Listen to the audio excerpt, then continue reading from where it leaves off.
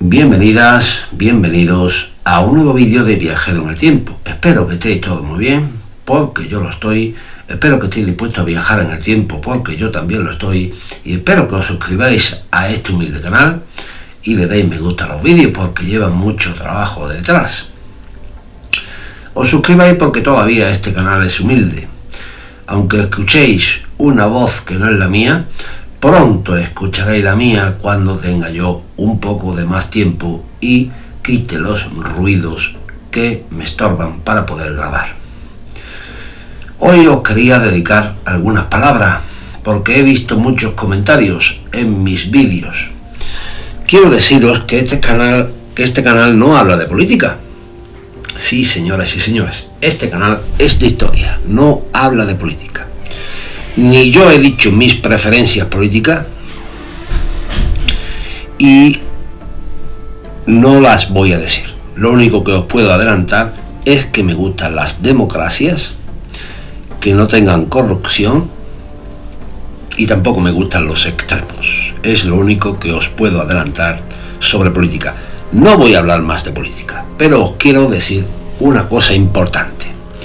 Y después hablará mi amigo, que os explicará más sobre esto. Le he escrito un texto a mi amigo para que os dé la vara, para que os enseñe lo que es la historia. Uno de los principales problemas en el debate público sobre la República y la Guerra Civil Española es la confusión sistemática entre memoria e historia. La memoria es selectiva, emocional y profundamente identitaria. Está vinculada a experiencias personales, familiares o colectivas y cumple una función legítima de duelo, pertenencia y transmisión moral. La historia, en cambio, es una disciplina crítica que trabaja con documentos, contextos y análisis comparado. Como señaló Pierre Nora, la memoria tiende a absolutizar el pasado, mientras que la historia lo relativiza y lo problematiza. Cuando un análisis histórico entra en conflicto con una memoria política o familiar, la reacción suele ser defensiva. Ya lo he visto en muchos de vuestros comentarios. No se discute el dato, porque no discutís el dato, sino lo que ese dato implica para la identidad de quien escucha. Sí, señoras y señores, os lo repito, la reacción suele ser defensiva. No se discute el dato, sino lo que ese dato implica para la identidad de quien escucha. Este choque explica por qué el historiador que analiza con frialdad la violencia republicana, los errores de la izquierda o la complejidad del antifascismo provoca rechazo en ciertos sectores progresistas. Del mismo modo que quien estudia la represión franquista, el autoritarismo de la derecha o la fragilidad democrática de sus proyectos incomoda a sectores conservadores. Esto es lo que os quería comentar. Ahora os explicará más mi amigo, porque le he preparado un texto amplio para que os empapéis, para que escuchéis de qué va este canal. Este canal no es de política, es de historia. Un saludo y espero que os vaya a todo el mundo todo muy bien. Un saludo. Escuchar a mi amigo, ¿eh? Texto escrito y dirigido por Viajero en el Tiempo. Exponiendo la incomodidad en la historia de España, Segunda República y Guerra Civil.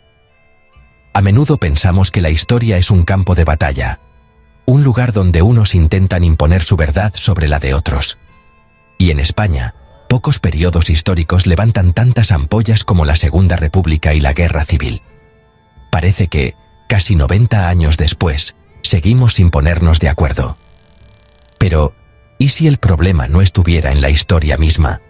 ¿Y si la verdadera fuente de conflicto reside en lo que nosotros, como sociedad, le pedimos a esa historia?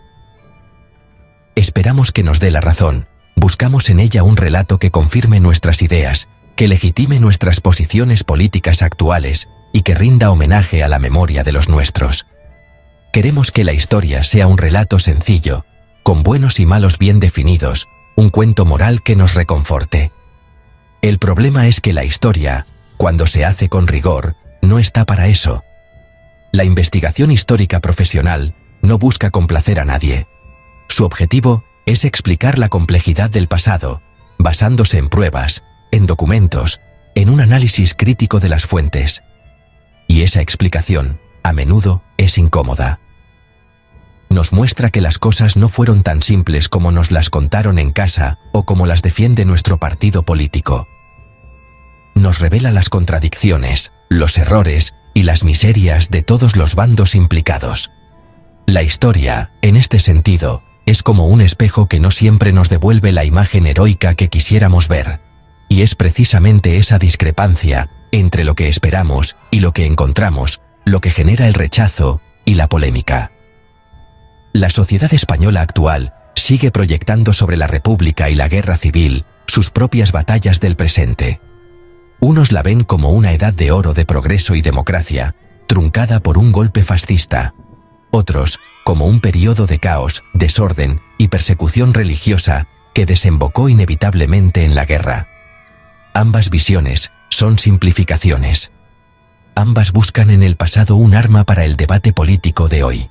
Por eso, cuando un historiador presenta datos que cuestionan el paraíso republicano o que matizan la narrativa de la Cruzada de Liberación, se le acusa de ser equidistante, de blanquear al enemigo o, directamente, de ser un mal español.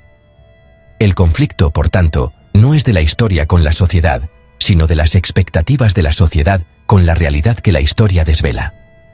Esta tensión es perfectamente comprensible, porque hablamos de un pasado que todavía duele. Un pasado que dejó heridas profundas en miles de familias y que sigue muy presente en el espacio público, en los nombres de las calles, en los monumentos y, sobre todo, en las fosas comunes que aún quedan por abrir. Es un trauma no resuelto. Y ante el trauma, la simplificación es un mecanismo de defensa. Nos aferramos a relatos que nos dan seguridad, que nos sitúan en el lado correcto de la historia y que nos permiten gestionar el dolor. El problema es que esa necesidad de consuelo choca frontalmente con el deber del historiador, que no es consolar, sino explicar. Y esa explicación, por definición, debe ser compleja, matizada y, por tanto, incómoda para todos.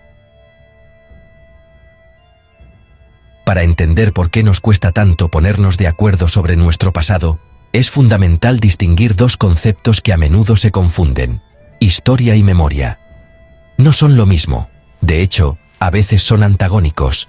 La memoria es personal, subjetiva y emocional. Es el recuerdo que una persona, una familia o un grupo social tiene de los acontecimientos que vivió o que le transmitieron.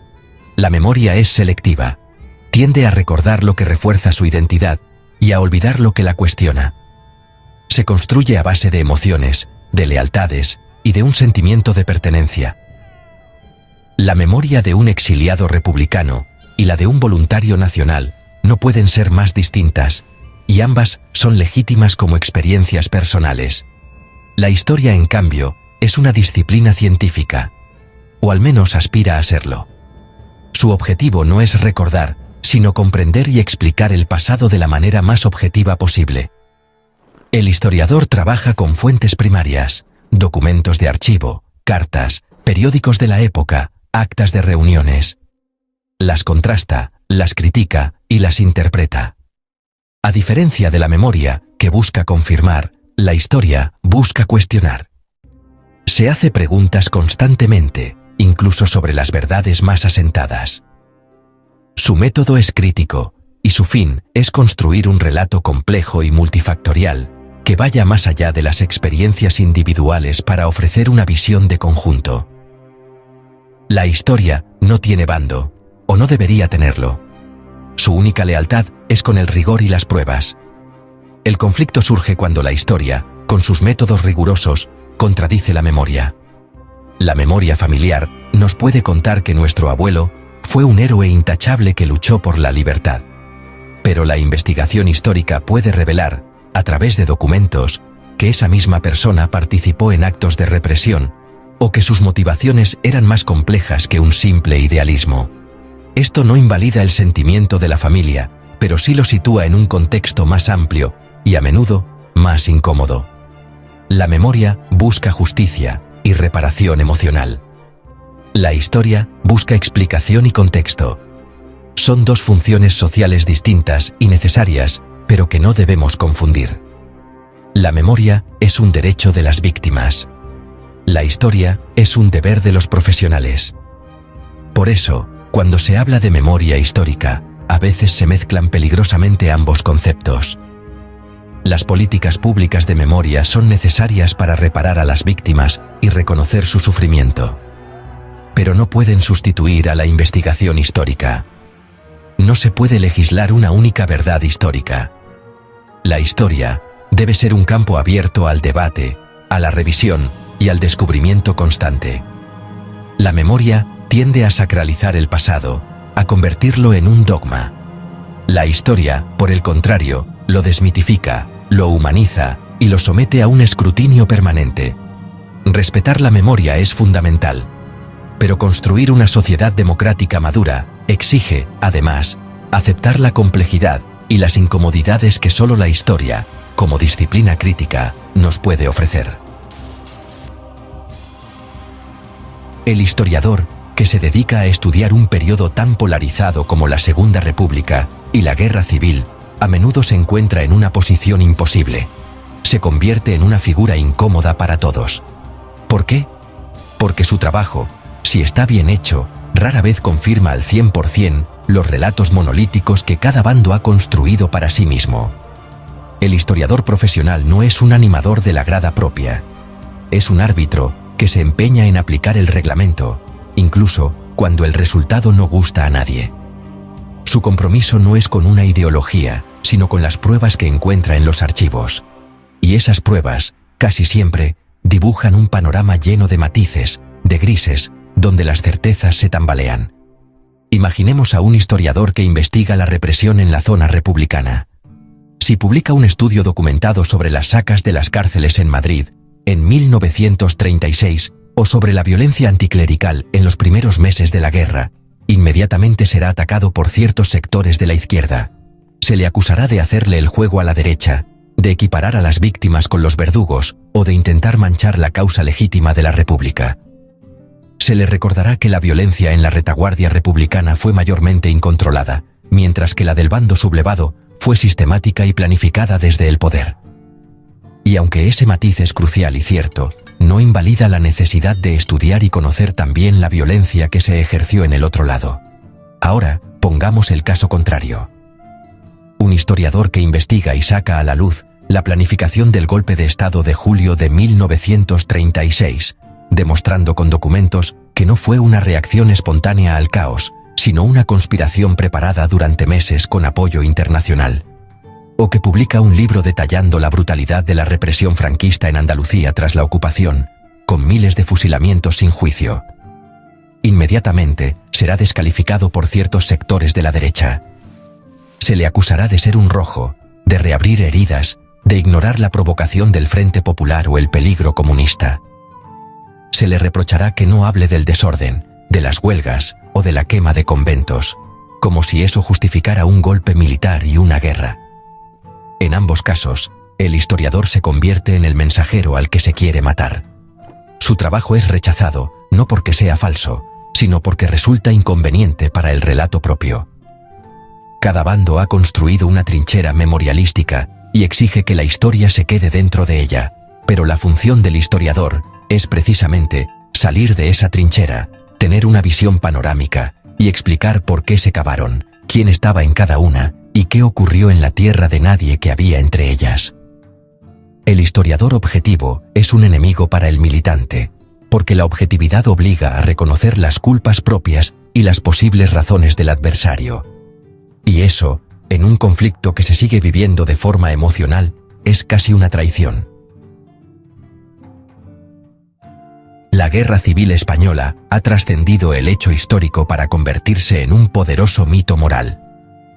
Para buena parte del imaginario progresista, Tanto en España como fuera, la guerra fue una lucha épica entre la democracia y el fascismo, una batalla clara entre la luz y la oscuridad.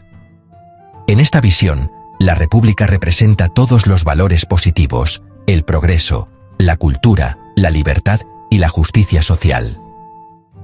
Los sublevados, por su parte, encarnan la reacción, la tiranía, la barbarie y el fascismo. Es un relato atractivo por su simplicidad, un guión de película de Hollywood con héroes y villanos claramente definidos. Este mito ha servido para movilizar conciencias y mantener viva la llama del antifascismo durante décadas. Por otro lado, el bando vencedor construyó su propio mito moral, igualmente poderoso y simplificador. Para el franquismo, la guerra fue una cruzada de liberación contra el comunismo ateo y la anarquía. Una gesta necesaria para restaurar el orden, la unidad de la patria y los valores de la civilización cristiana occidental. En este relato, los nacionales eran los salvadores de España, defendiéndola de una inminente revolución soviética y del caos que amenazaba con disolverla. La República era presentada como un régimen ilegítimo, sectario y violento, culpable de todos los males que condujeron al conflicto. Durante 40 años, este fue el único relato permitido, una justificación de la dictadura que se enseñaba en las escuelas y se repetía en los medios. El problema es que la historiografía seria de las últimas décadas ha demostrado que la realidad fue infinitamente más compleja que cualquiera de estos dos mitos. La investigación nos ha enseñado que la República no fue solo un bloque unido de demócratas.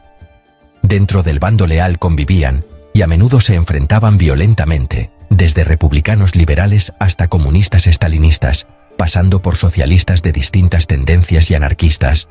Hubo una guerra civil dentro de la propia guerra civil, como demuestran los hechos de mayo de 1937 en Barcelona. Y en su retaguardia se cometieron crímenes terribles, aunque no tuvieran el carácter sistemático y planificado de la represión franquista. Del mismo modo, la historiografía ha desmantelado el mito de la cruzada. Ha probado que el peligro comunista fue enormemente exagerado por la propaganda de los sublevados para justificar el golpe. Y ha documentado hasta la saciedad que lo que vino después no fue una restauración del orden, sino la imposición de un régimen totalitario brutal que ejerció una represión fría, calculada y masiva durante, y sobre todo, después de la guerra. El trabajo de los historiadores, por tanto, consiste en bajar estos mitos del pedestal, analizarlos como construcciones ideológicas y mostrar una realidad con muchos más actores, motivaciones y contradicciones. Una realidad mucho menos épica, pero infinitamente más humana y real. Uno de los malentendidos más peligrosos y extendidos cuando se habla de historia es la confusión entre explicar y justificar. En cuanto un historiador intenta explicar las causas complejas que llevaron a un determinado acontecimiento, sobre todo si es violento o traumático, a menudo se le acusa de estar justificándolo. Si un investigador analiza el clima de polarización social, la crisis económica y la violencia política que existían durante la Segunda República, no está diciendo que el golpe de Estado de Franco fuera inevitable o aceptable. Simplemente está haciendo su trabajo. Poner el hecho en su contexto para poder entender por qué ocurrió. Explicar es un ejercicio de análisis. Justificar es un juicio moral. Este matiz es absolutamente fundamental para cualquier aproximación rigurosa al pasado. Por ejemplo, explicar el anticlericalismo violento que estalló en 1936 implica analizar el papel que la Iglesia Católica había jugado durante siglos en España, su identificación con las élites económicas y políticas, y su oposición a las reformas republicanas. Entender esa hostilidad acumulada durante décadas no significa, en ningún caso, justificar la quema de conventos o el asesinato de miles de religiosos. Significa comprender el origen de ese odio, que no surgió de la nada. Sin esa explicación, la violencia anticlerical parece un acto de locura irracional, cuando en realidad fue el resultado de un proceso histórico muy largo y complejo. Lo mismo ocurre cuando se analiza el bando sublevado. Explicar por qué millones de españoles, desde pequeños propietarios católicos hasta obreros conservadores, apoyaron el golpe de Estado de 1936, no es justificar el franquismo. es intentar comprender sus miedos, sus motivaciones y su visión del mundo. Muchos de ellos temían sinceramente una revolución comunista, estaban aterrorizados por la violencia anticlerical o sentían que su modo de vida tradicional estaba siendo amenazado por las reformas republicanas. Ignorar estos factores y despachar a la mitad de la España de entonces como un bloque de fascistas sin más, es una simplificación que nos impide entender la verdadera dimensión social que tuvo el conflicto. Explicar su apoyo es un requisito para entender la guerra. Si no hacemos esta distinción crucial entre explicar y justificar, la historia se vuelve imposible. Cualquier intento de comprender las motivaciones del otro se interpreta como una traición o una absolución. El debate histórico se convierte en un simple intercambio de acusaciones, en una competición para ver quién fue más víctima o quién tuvo más culpa. Para avanzar, necesitamos poder analizar todos los factores sin que eso suponga perdonar los crímenes. Podemos y debemos explicar la lógica de la represión franquista, eliminar físicamente al enemigo para construir un nuevo Estado, sin que eso signifique, ni por un segundo, justificar su brutalidad. La explicación nos da conocimiento. La justificación es una toma de postura moral que viene después, pero no puede contaminar el análisis previo. Cuando la investigación histórica contradice un relato familiar o político profundamente arraigado, la reacción más común no es el debate racional, sino el rechazo visceral.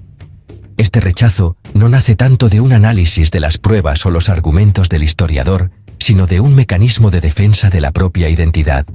Para muchas personas, la versión de la guerra civil que heredaron de sus abuelos o que aprendieron en su entorno político no es solo una opinión sobre el pasado, es una parte fundamental de quiénes son. Es el pilar sobre el que han construido su identidad personal y colectiva. Cuestionar ese relato es, en cierto modo, cuestionarlos a ellos mismos. Pensemos en alguien cuya familia sufrió la represión franquista. Su identidad está forjada en el orgullo de ser descendiente de quienes lucharon por la democracia y la libertad.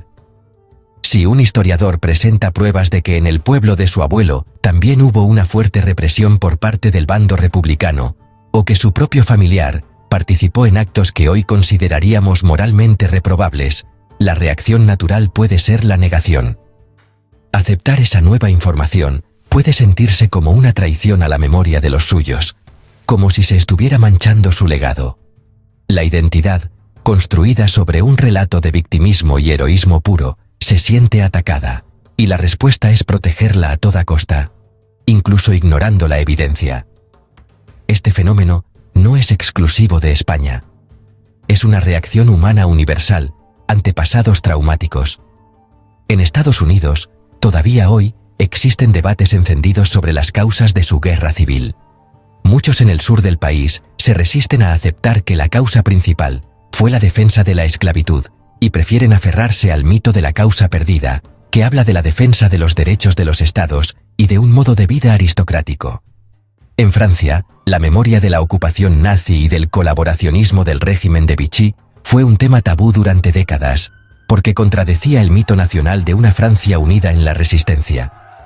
Aceptar la colaboración masiva era demasiado doloroso para la identidad nacional. En todos estos casos, la historia rigurosa actúa como un elemento perturbador. Obliga a las sociedades a confrontar las partes más oscuras y complejas de su pasado, aquellas que no encajan en las narrativas de autoglorificación. El rechazo a esta historia incómoda es, en el fondo, una lucha por mantener una imagen positiva de uno mismo y del propio grupo. Es más fácil vivir con la idea de que nosotros éramos los buenos y ellos los malos. Admitir que en nuestro bando también hubo errores, crímenes o motivaciones dudosas exige una madurez y una autocrítica que son difíciles de alcanzar, tanto a nivel individual como colectivo. Por eso, la historia que desafía la identidad siempre será recibida con hostilidad. Para entender de verdad la tragedia española del siglo XX, es crucial que dejemos de tratar la Segunda República como un símbolo y empecemos a estudiarla como lo que fue, un hecho histórico. Esto significa sacarla del pedestal mítico en el que algunos la han colocado y al mismo tiempo rescatarla de la demonización a la que otros la sometieron. La República no fue ni la Arcadia feliz que algunos añoran, ni el infierno prerrevolucionario que otros describen.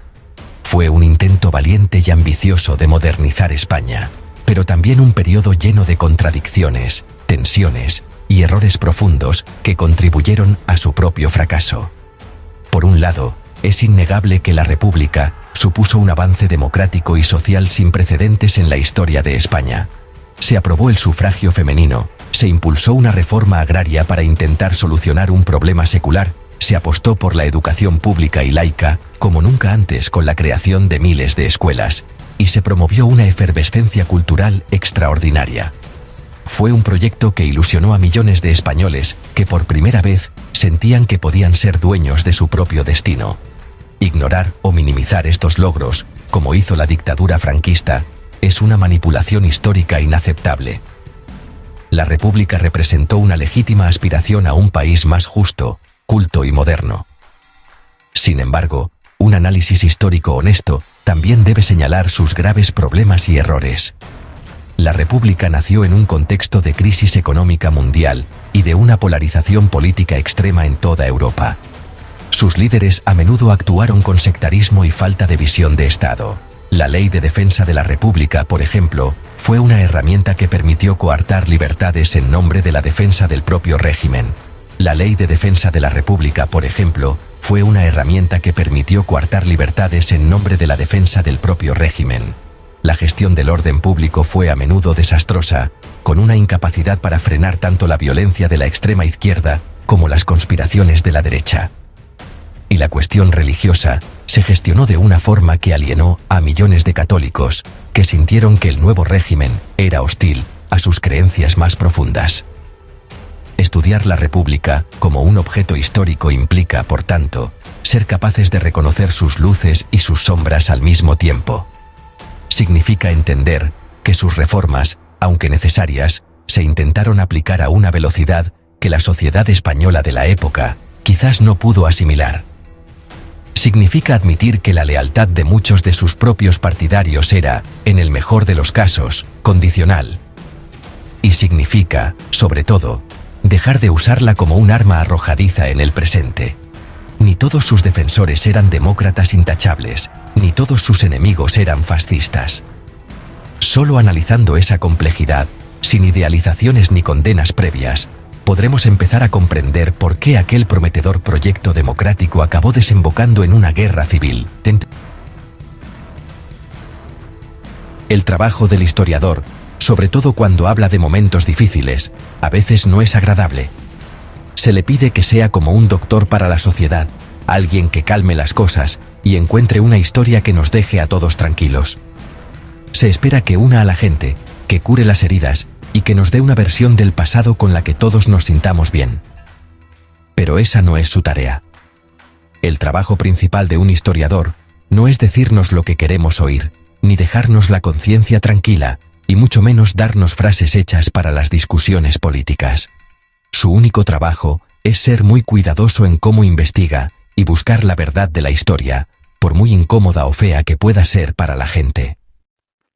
Esto quiere decir que el historiador debe estar dispuesto a seguir las pistas hasta donde le lleven, incluso si esas pistas le llevan a ideas que no le gustan o que van en contra de lo que él piensa. Un historiador de izquierdas tiene que investigar y contar la violencia que hubo por parte de los revolucionarios en la zona republicana, con la misma seriedad que la represión de Franco. Y un historiador de derechas tiene que analizar la conspiración de los militares y cómo era de autoritario el gobierno de Franco, sin esconder nada. Ser honesto con lo que se piensa es la herramienta más importante de este trabajo. El historiador no es un abogado que defiende una causa, sino un investigador que busca los hechos, todos los hechos, sin importar a quién le gusten o le molesten. Esta forma de pensar de manera crítica e independiente es lo que provoca tanto rechazo. Vivimos en una época donde todos opinan, y cada uno siente que no solo tiene derecho a su opinión, sino también a sus propios hechos.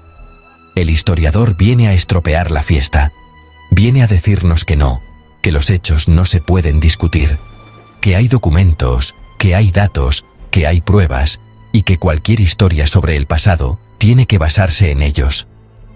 El historiador nos recuerda que el pasado es algo complicado que no se puede explicar con 4 ideas sencillas. Su trabajo es hacer las cosas más complejas donde otros buscan que sean simples. Enseñar los tonos grises donde otros solo quieren ver el blanco y el negro. Es un trabajo que va en contra de la forma de pensar que divide a la gente. Por eso, no podemos pedirle a la historia que sea cómoda. No podemos exigirle al historiador que escriba lo que nos gusta recordar o lo que va con nuestra forma de ser. Su trabajo es justamente desafiar esas ideas, ponerlas en su lugar, añadir detalles y a veces decir que no son verdad. Es un servicio muy importante para todos, aunque a menudo sea doloroso. Porque solo siendo muy cuidadosos y honestos, podemos llegar a entender mejor, y de forma más precisa, nuestro pasado. Un conocimiento que no sirva para ganar discusiones en Twitter, sino para entender de dónde venimos y lo complejas que son las personas. El historiador no está para darnos la razón, está para ayudarnos a entender. Llegamos al final de este recorrido y la conclusión parece clara. Aceptar la incomodidad que nos genera la historia es un signo de madurez democrática. Una sociedad que necesita relatos simplificados, mitos heroicos y enemigos claramente definidos para hablar de su pasado, es una sociedad infantil, insegura de sí misma. Es una sociedad que sigue anclada en las lógicas del conflicto. Por el contrario, una sociedad madura es aquella que puede mirar a su pasado de frente, con todas sus luces y todas sus sombras, sin necesidad de ocultar las partes vergonzosas o de idealizar los momentos gloriosos. Es una sociedad que puede aceptar que en su historia hubo culpas repartidas y complejidades irresolubles. Estudiar la Segunda República y la Guerra Civil con rigor histórico no significa ser equidistante en el sentido de no condenar la brutalidad o de no tomar partido por la democracia frente a la dictadura. Significa entender que la defensa de la democracia es perfectamente compatible con el reconocimiento de los graves errores que se cometieron en su nombre. Y que la condena de la dictadura franquista no nos debe impedir analizar por qué millones de españoles la apoyaron. La madurez democrática consiste precisamente en ser capaces de sostener esas dos ideas a la vez, sin que nos explote la cabeza. Consiste en separar el juicio moral sobre los resultados, la guerra y la dictadura fueron una catástrofe, del análisis complejo de las causas. Aceptar esta complejidad nos hace más fuertes como democracia. Nos vacuna contra la manipulación política del pasado. Cuando conocemos la historia en toda su dimensión, con sus matices y contradicciones, es mucho más difícil que un político pueda usar una versión simplificada para movilizarnos contra los otros. Nos volvemos ciudadanos más críticos y menos crédulos. Entender que en el pasado casi nadie actuó movido por una maldad pura o una bondad angelical, sino por una mezcla de ideales, miedos, intereses y errores, nos ayuda a mirar a nuestros adversarios políticos de hoy con una mayor comprensión y una menor carga de odio. Nos humaniza. En definitiva, la historia incómoda es una herramienta necesaria. Nos obliga a pensar, a cuestionar nuestras certezas y a dialogar con quienes tienen una memoria distinta a la nuestra. No para llegar a un consenso imposible, sino para comprender la legitimidad de su experiencia, aunque no la compartamos. Aceptar que nuestro pasado fue un lío, un drama lleno de grises, no es una traición a nuestros antepasados. Es el mayor homenaje que podemos hacerles, tratar de entenderlos en su complejidad humana, más allá de los uniformes de héroes o villanos que les hemos querido poner. Y ese ejercicio, aunque duela, es lo que nos permite construir un futuro donde los errores del pasado, una vez comprendidos, tengan menos probabilidades de repetirse. Fuentes. Incluye aquí todas las fuentes utilizadas para la preparación del texto, citadas en formato académico y en perfecto español. Ejemplo. Autor, título, editorial, año. Este capítulo aporta transparencia y rigor académico al contenido presentado en el documental.